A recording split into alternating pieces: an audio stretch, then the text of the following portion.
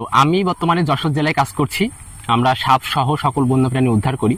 আমরা সেই সমস্ত বন্যপ্রাণী উদ্ধার করি যে সমস্ত বন্যপ্রাণীগুলো আসলে বিপদগ্রস্ত পরিবেশে আছে। চৌগাছায় সাপ দেখলেই ছুটে যান মিথুন, উদ্ধার করে অবমুক্ত করেন বন্যপ্রাণী।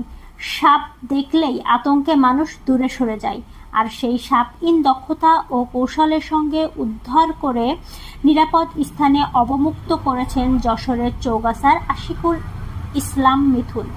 তিনি wild life and snake rescue team in বাংলাদেশের সঙ্গে কাজ করছেন। প্রাণী নিয়ে কাজ করার ইচ্ছা আসলে অনেক আগে থেকেই ছিল। চৌগাছা উপজেলার কোনো এলাকায় সাপ সহ বন্যপ্রাণী লোকালয়ে ঢুকে পড়ার খবর পেলেই ফোন পেয়ে ছুটে যান মিথুন। ঝুঁকি থাকলেও অভিজ্ঞতা ও প্রশিক্ষণ কাজে লাগিয়ে নিরাপদ কৌশলে সাপ ও অন্যান্য বন্যপ্রাণী উদ্ধার করেন তিনি। পরে প্রাণীগুলোকে উপযুক্ত প্রাকৃতিক পরিবেশে অবমুক্ত করা হয়। স্থানীয়দের ভাষ্য, সাপ দেখলে যেখানে মানুষ আতঙ্কে পালিয়ে যায়, সেখানে মিথুনকে দেখা যায় অত্যন্ত সতর্কতার সঙ্গে সাপটি উদ্ধারে কাজ করতে। তার এমন কার্যক্রমে একদিকে মানুষের ভয় ও আতঙ্ক কমছে, অন্যদিকে বন্যপ্রাণী রক্ষায় ও সচেতনতা বাড়ছে।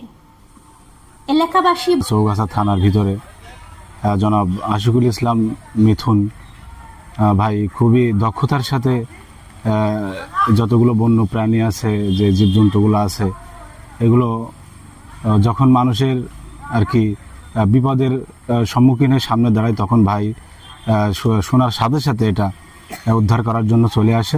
বলেন, আগে বাড়ি বা আশেপাশে সাপ দেখা গেলে আতঙ্ক ছড়িয়ে পড়ত। মিথুনকে খবর দিলে তিনি দ্রুত ঘটনাস্থলে এসে সাপটি উদ্ধার করে নিয়ে যান। তার কাজ সত্যিই প্রশংসনীয়। এর বাসা আমাদের এলাকাতেই, এখন ভাই হচ্ছে সাপ সহ সকল বন্যপ্রাণী উদ্ধার করে। এটা দেখে আমার খুবই ভালো লেগেছে। আশিকুল ইসলাম মিথুন বলেন, মানুষের নিরাপত্তার পাশাপাশি বন্যপ্রাণী সংরক্ষণ করাও জরুরি। তো আমি বর্তমানে যশোর জেলায় কাজ করছি। আমরা সাপ সহ সকল বন্যপ্রাণী উদ্ধার করি। আমরা সেই সমস্ত বন্যপ্রাণী উদ্ধার করি যে সমস্ত বন্যপ্রাণীগুলো আসলে বিপদগ্রস্ত পরিবেশে আছে।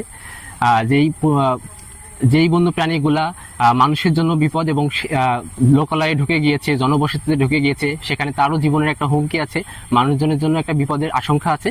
আমরা সেই বন্যপ্রাণীগুলাকে, সেই সাপগুলাকে উদ্ধার করি এবং উদ্ধার পরবর্তী সময়ে জনবসতি থেকে অনেক দূরে তাদের জন্য একটা নিরাপদ যে জায়গাটা আছে জঙ্গলে, আমরা সেটাকে অবমুক্ত করে দিই, যাতে করে মানুষ এবং বন্যপ্রাণীর কোনো সংঘাত না হয়।